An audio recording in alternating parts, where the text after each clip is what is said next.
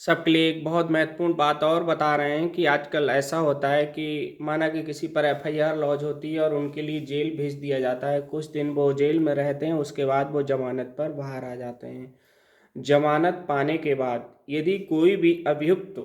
न्यायालय की अवमानना करता है, न्यायालय में रेगुलर अपने मुकदमे की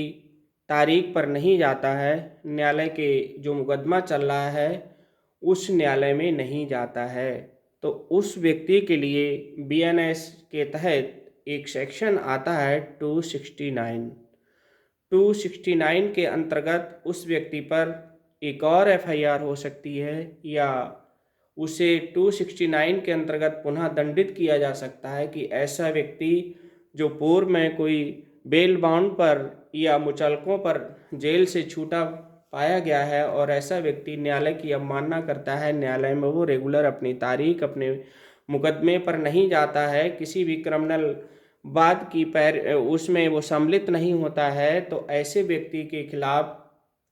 एक सेक्शन 269 आती है। ऐसे व्यक्ति के लिए पुनः पुलिस पकड़कर उस पर एक एफआईआर लॉन्च करके और उसे पुनः जेल भेज देगी। ऐसे व्यक्ति के लिए कम से कम जो पनिशमेंट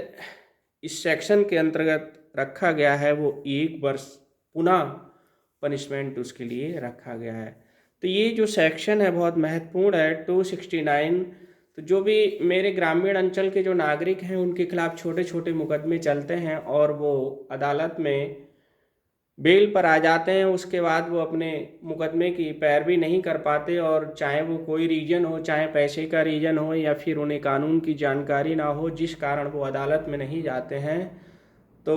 उनके लिए पुनः एक एफआईआर लॉन्च होकर उन्हें दंडित किया जा सकता है। तो मैं ऐसे सभी अपने नागरिकों से जो ग्रामीण अंचल के हैं उनसे ये कहना चाहूँगा कि यदि आप बेल बाउंड पर अदालत से या निजी मुचलकों पर आप छूटे हुए हैं तो अपने मुकदमे की तारीख न छोड़ें और मुकदमे में रेगुलर रहें, जिससे आपके मुकदमे की जल्दी सुनवाई होगी और चाहे आप दंडित हों चाहे आप दोषमुक्त हों, जो भी निर्णय होगा बहुत जल्दी होगा।